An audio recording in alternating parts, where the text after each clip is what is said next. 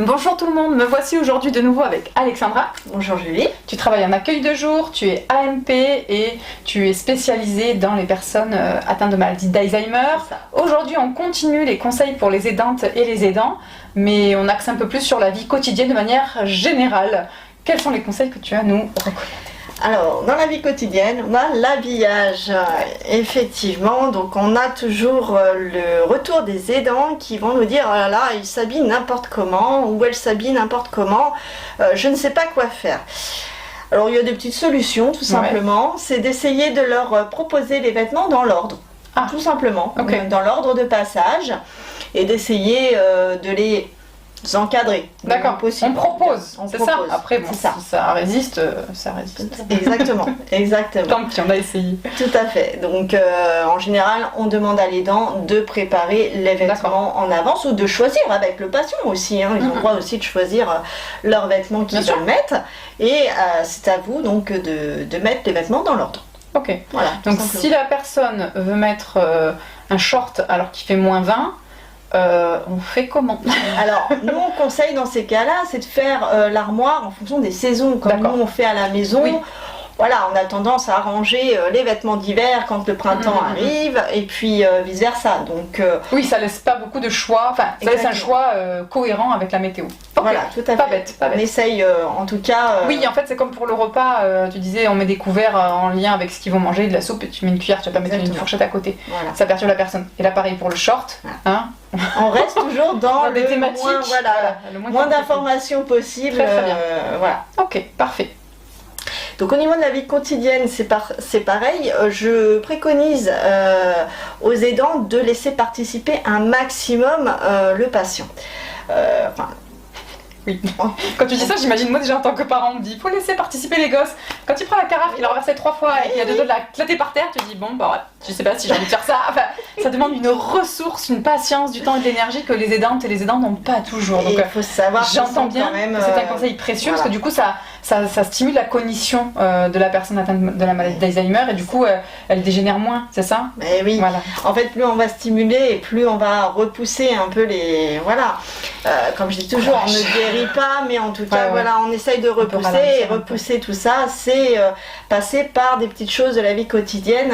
Donc au quotidien, c'est des petites choses comme tout simplement, voilà, on va éplucher des pommes de terre. Bon bah même s'il épluche une patate et que c'est mal fait, c'est pas grave en fait. C'est pas grave. Il a d'une aidée. Donc il y a quand même. Puis il y a la motricité de la personne qui se met en place, la cohérence de j'épluche une patate, il faut s'éplucher les mains. C'est ça, ça va être utile. Serviable. C'est génial. Voilà, c'est important. Voilà. On a souvent le retour des aidants qui disent oh, moi il m'agace, hein, mais. C'est ça qui est dur en fait. Le conseil est pertinent mais en même temps. C'est normal, mais c'est pas grave. Tant pis, c'est pas grave si effectivement il va éplucher une carotte et que vous en avez épluché 10, c'est pas tant pis, c'est pas grave. Voilà. Ou alors ils ont aussi peur qu'ils se blessent. Et dans ces cas-là, donner un couteau qui soit moins. On s'adapte. Évidemment, quelqu'un qui se fait du mal tout le temps, on va pas lui laisser un couteau. Hein. Quelqu'un d'agressif qui pourrait basculer dans la violence, c'est pareil. Enfin, on s'adapte en permanence. On est d'accord. Pas de patates à éplucher, mais on peut rincer les patates. Voilà. La vaisselle, on entend souvent dire moi il fait plus la vaisselle, il me casse tout. Et effectivement, ça peut arriver. Dans ces cas-là, voilà, essayer de lui donner des choses des choses qui ne craignent pas. Oui, voilà, on s'adapte. Soit laver, soit essuyer, enfin peu importe. Et toujours le même principe, il en essuie un, vous en essuyez 10, c'est pas grave. Oui, voilà, le fait c'est que tu participes quand même. Voilà. Et puis passer au couvert en plastique peut-être pour ne pas que ça casse. Là, on est dans le pratico-pratique, tant pis pour le beau. Tant pis des fois même, voilà. Mais on a de la belle vaisselle exprès, adaptée, justement, qui peut aussi rendre la vie plus facile.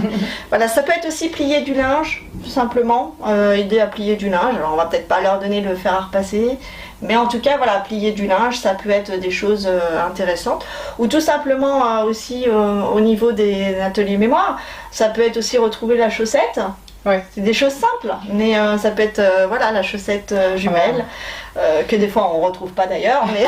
Alors, j'ai un stock de chaussettes qui sont perdues, les pauvres, je les garde, j'ai confiance. C'est ça. Peut-être que.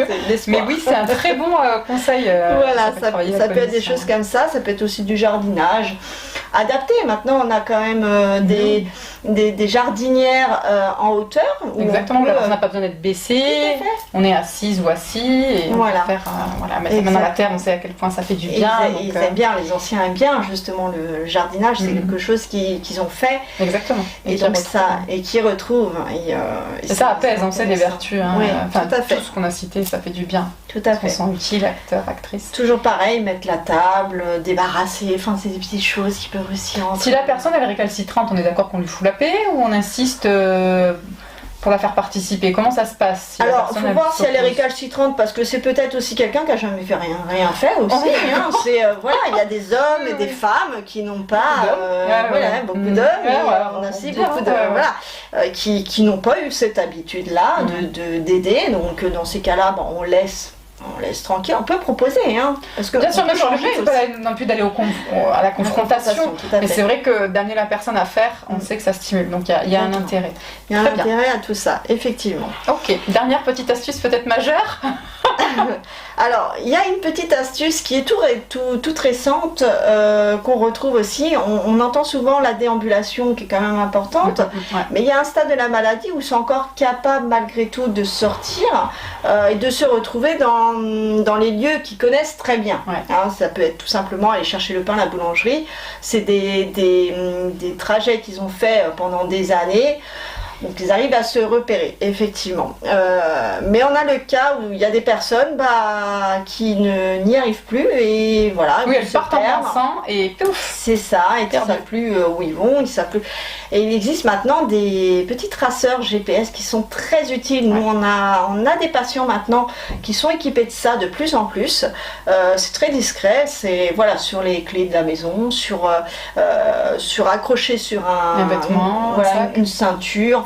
Autre, c'est tout petit, c'est discret et du coup ça rassure aussi les dents quand la personne s'en va seule se promener, au moins on peut les retrouver assez rapidement. C'est bien. Voilà, donc ça c'est vraiment nouveau et c'est vraiment quelque chose de très bien pour la prise en charge. Oui, puis pour la sécurité de ces personnes, parce qu'on ne le fait pas pour les suivre, pour les espionner, mais pour leur garantir une sécurité. Exactement, et pas les frustrer. Parce qu'à l'époque, moi, il y a 24 ans en arrière, les gens enfermaient, les aidants s'enfermaient dans la maison, et du coup, ça engendrait une agressivité, une frustration qui était néfaste. Une atteinte de liberté, c'est hyper violent de se retrouver enfermé chez soi ou chez la personne chez qui on vit.